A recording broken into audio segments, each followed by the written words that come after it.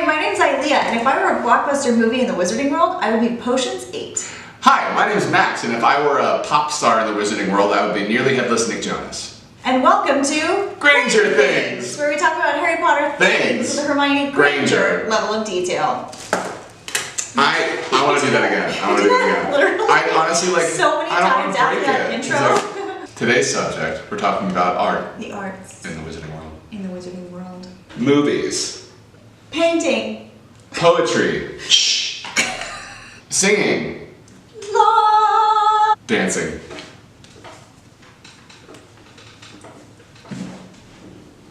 We talked about in our Ilvermorning episode how Hogwarts has only done one school play that we know of. There's no plays happening otherwise. There's no extracurricular activity to encourage the arts. Also, we see the Weird Sisters, we see Celestina Warbeck. Right. But what do wizards do for entertainment? Yeah.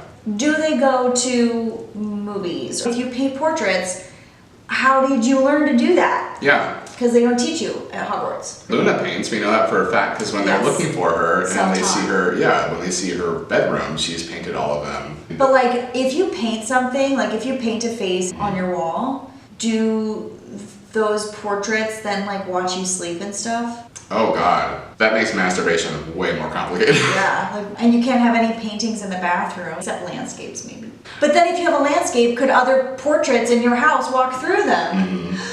Dangerous territory, you guys. Yeah, jeez. Yeah, because even in the Weasley's household, you don't see a lot of finger paintings up on the wall that the kids did when they were younger. So it's give them some paints and Fred and George won't turn Ron's teddy bear into a spider. Is it a spell that you have to do, or do you magically imbue it just by proxy of being magical and painting them? Well, that's interesting because with photographs specifically, Colin Creevey talks about how it's in the developing process. Yeah. Which is very interesting because that would lend to the old superstition that a camera steals a part of your soul. Right, because then how do those pictures know after the fact? Yeah. what their personality is? Exactly. There's a part of Chamber of Secrets where Colin takes Harry's picture with Lockhart, and Harry's really happy to see that in the developed photo, Harry's trying to get out of the frame. Yeah. And I'm is that photograph sentient? Because that you have put it in damned him to an eternity of just trying to get away from Gilderoy Lockhart. Totally. And then also here's a question: do the Hogwarts portraits in their paintings, do they hook up? Because they get drunk together, apparently. I bet they do. That's probably why there's a curfew at Hogwarts. Do they have penises? So that students can't see the paintings. That's totally why. Oh. Do witches and wizards listen to Muggle music and read Muggle fiction? I would think yes. Yeah. And I mean, there would be Muggle-born kids anyway who would be spreading that around as well, you'd think, right? Yeah. In terms of literature, instead of Jane Eyre, it would be magical Jane Eyre. And let's talk about movies. We know that technology acts up around them. And they have magical radios, so is it not possible to have a magical television? Yeah. There would be a magical version of Friends. Yeah. What if they remade all of our popular Muggle sitcoms, but with wizards and witches instead? I love that idea. It's just trashy remakes of all of the stuff that we have, like Seinfeld. Sex and the City. A magical version, yeah. Oh, honey, if he can't transfigure that nose right off of him, leave him on the street. Bury him. That's a great Sex and the City reference. Thanks. I know exactly what I'm talking about. You haven't watched it? I've watched it all.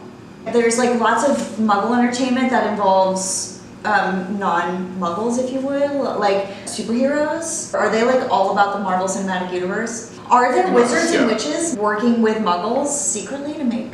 Oh, I bet anything, yeah. Who needs a focus group when you have a Legilimens? Yeah. So there must not have been a wizard on the Titanic.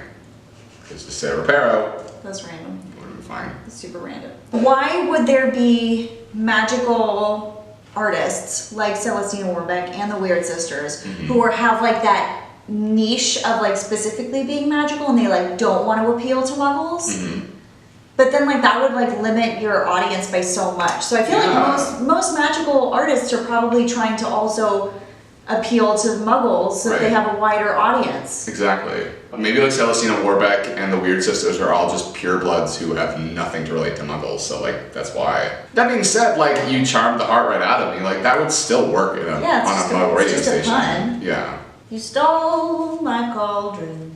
My favorite black cat. Maybe the whole movement in the 60s with hippies was because they met a whole bunch of wizards and witches and they were like, whoa. What if it was an attempt of witches and wizards to come out of hiding and to break the International Institute of Secrecy? Well, this just in. The 1960s free love movement was actually witches and wizards trying to break the International Institute of Secrecy. And it failed. Nice. Thank you. Yeah. So who do you think out of the Hogwarts students we know will go on to be an artist? Like Parvati Patil, maybe? Hannah Abbott, Hermione Knitz. I mean, if Colin had lived, he would have been a photographer. Totally.